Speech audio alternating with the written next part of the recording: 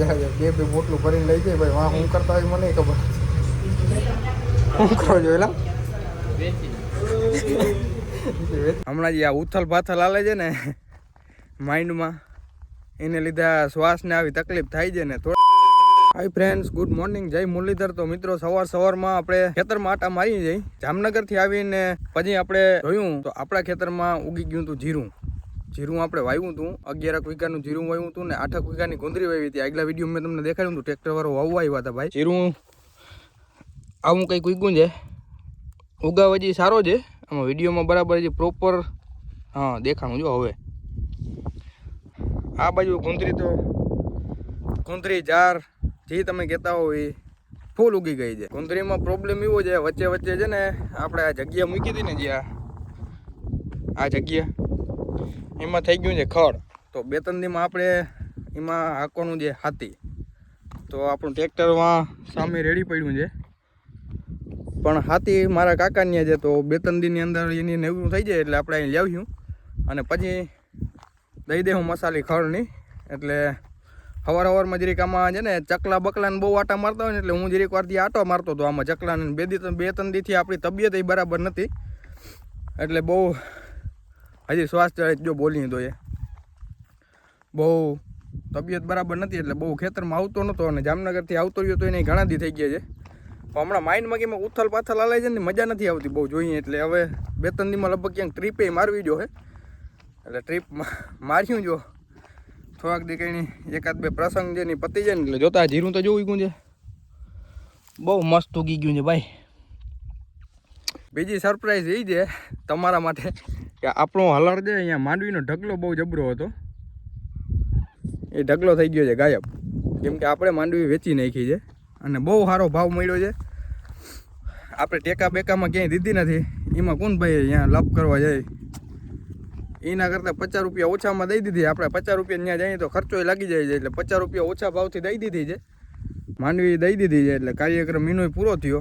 માંડવીનું કામ બધું પૂરું થઈ ગયું છે ને આપણે મજૂર હતા એ બધા અહીંયા ગયા છે એના ગામડે.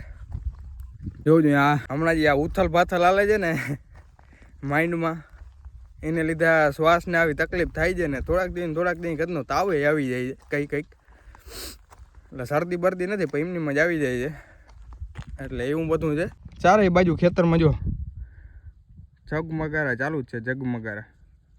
કેમ કે એ બધાય ચકલા કાપી ના જાય ને એના હાટું થઈને બાંધ્યા છે. ઓલા ફરફરિયા કહે ને, આપણે બધું કામ હવે પૂરું થઈ ગયું છે. એટલે હવે આપણે થઈ ગયા છે ફ્રી. એટલે હવે નાનકડી ક્યારેક વળી ટ્રીપ મારશું. આડવરા ક્યાંક જવાનું પ્લાન છે. 20 તારીખની આજુબાજુ નીકળવાનો પ્લાન છે. એટલે થોડું ઘણું ફરી આવી, 2-3 દી રખડી આવી, એટલે છે ને માઇન્ડ થોડુંક ફ્રેશ રહીએ, બીજું કંઈ નહીં. તો જામનગરથી આપણે આવતા રહ્યા હતા અને તે પછી અહીંયા થોડુંક કામ હતું. એ કામ જોકે મારે તો કંઈ કામ નહોતું, હું તો નવરો જ આટા મારતો હતો. પણ થોડોક વિડીયોમાં હમણાં કંટ્રોલ રાખ્યો હતો, કેમ કે છે ને વિડીયો બનાવવાની ઈચ્છા થતી નથી. હવે ધીરે પાછા રેગ્યુલર કન્સર્ટ ઉપર આપણે આવવા માંડીએ જઈ અને વિડીયો આવશે.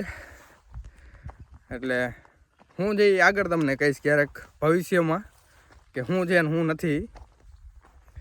પણ અત્યારે કંઈ નહીં. અત્યારે છે ને હવે થાકી ગયો, જરી ઘેર જઈને બેસી લઉં. આપણી ચીકુડીમાં થઈ ગયા છે ચીકુ જોવા હોય તો ફૂલ આવી ગયા છે.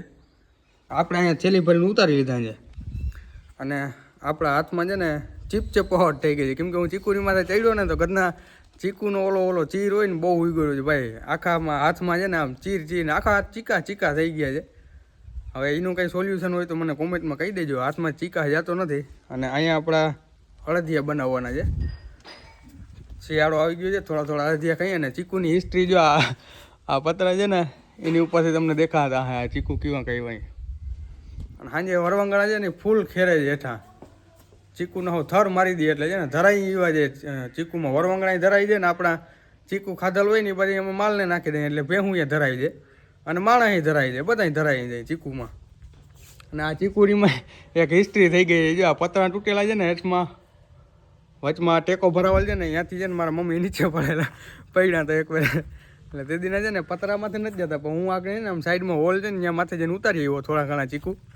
અને ધીરે આપણો બગીચો જો આ બાજુ મોટો થવા માંડ્યો છે હવે. અને બગીચાની વચમાં વાવી છે મકાઈ અને જુવાર, કેમ કે અવાર ભૂકો પલળી ગયો છે તો મકાઈ ને જુવાર ઓલરેડી વાવી દઈએ એટલે માલ ખાતા થાય.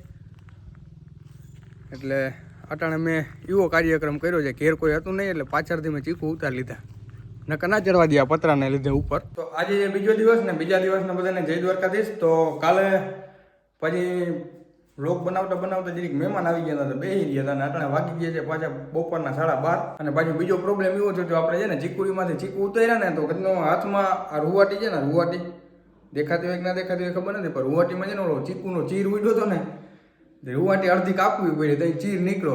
એટલે હાંજ સુધીમાં બધું એ ભમે જ આવેલું. અને કાલ ચીકુ ઉતાર્યા હતા એનો અહીંયા દઈ દીધો છે દ્રાબો. એટલે ખબર નથી હવે આમાં કઈ રીતના ચીકુનો દ્રાબો દેવાય. આપણે કેરીનો આંબાનો ઘણી વાર દ્રાબો દીધો છે. પહેલાં નીચે કોથળો રાખ્યો છે, પછી છાપું રાખ્યું છે ને પછી માથે ચીકુ નાખીને પાછું છાપું રાખીને માથે કોથળો રાખી દેવું.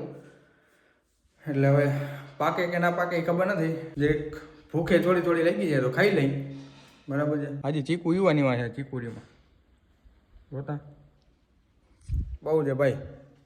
આજે વરવાંગણે હક ના દેતા ને કૂતરાએ આખા દી ફરિયામાં ગઈરા જ રાખે ચીકુ ખાવા હતું. થોડોક વોઇસમાં પાછળ દઈએ ઓલો બૂમ આવતો હોય તો હલવી લેજો, કેમ કે છે ને રૂમ આખો પેક દે, થોડી તબિયત ડાઉન દે. તબિયત ડાઉનને લીધે જરીક દવાખાને આવી ગયો. હવે જરીક આગળ સાહેબ આવે ડૉક્ટર તો જરીક રિપોર્ટ કરાવવાની ઈચ્છા છે થોડી, કેમ કે મજા નથી આવતી આમ જોઈએ એવી. તો ડૉક્ટર આવે એટલે રિપોર્ટ કરાવી દે, દેખાડું તમને.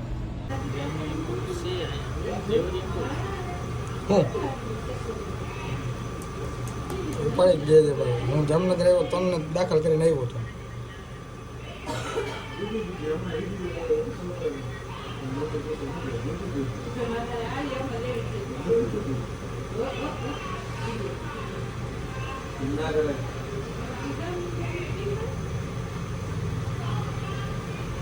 ખોલવા દો.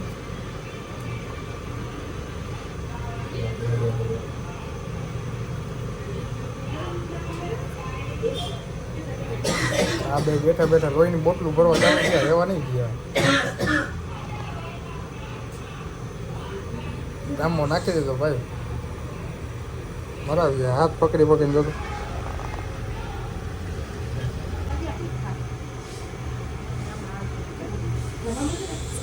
એક ભરી લીધી, બીજી ભરી લીધી. આને ધંધો જાય, બે બોટલું ભરીને લઈ જાય ભાઈ. વાહ હું કરતા હોય મને ખબર. શું કરો છો એલા? વેચી નાખી. એમાં અમારી કમાણી છે, હું અમારી કમાણી આમાં છે. બધા ભાઈબંધ જ છે એટલે મજાક મસ્તી હાલતી હોય. અને બાટલો ચડાવવો ચાલુ કરી દીધો. પૂરો થાય ત્યાં સુધી હવે આપણે હાથમાં કેટલી વાર લાગી છે? અડધી કલાક થયા. અડધી કલાકમાં આપણે બાટલો લગભગ પૂરો કરી નાખ્યો. કોઈ ધ્યાન દેવા નહીં આવે ને તો ઓહો. કાલ બાટલો ચલાવીને આવતા રહ્યા ને પછી એક પંખો નવો લીધો છે, પોલી કેબનો છે, અને રિમોટ વાળો લીધો છે. આજ ખરે આજનો મારા રૂમમાં જૂનો હતો અને ઉતારી લીધો છે. જૂનો પંખો ડૂલ થઈ ગયો છે.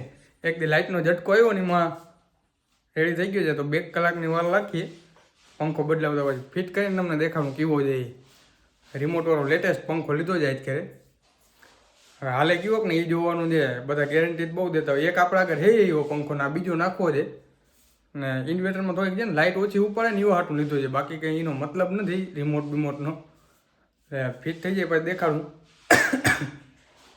મિત્રો તો આપણો છે ને પંખો ફિટ થઈ ગયો હતો ને પંખો ફિટ કરીને પછી હું જરીક દેવળિયા ગયો હતો, કેમ કે પંખો આવો લાગે છે. જોવું જોઈએ કેવો છે, કોમેન્ટ કરી દેજો કેવો પંખો લાગે છે. પંખો ફિટ કરીને પછી દેવળિયા ગયો હતો, કેમ કે પંખો ફિટ તમે હાથે કરી લીધો પણ એ રિમોટવાળો છે ને રિમોટ એનો હાલતો નથી. પછી પાછો દેવળિયા ગયો, બીજો રિમોટ લેવો પણ બીજો રિમોટ એ હાલતો નથી. એટલે મેં એને કીધું ને તો મને કહે કે હું આવતા જતા ચેક કરી જાય. અને દેવળી જરીક દાઢી બાઢીને જરીક સેટ કરાવવા ગયો તો કાલ જવાનું છે પાછું પ્રસંગમાં. હવે મળીએ નેક્સ્ટ વિડીયોમાં.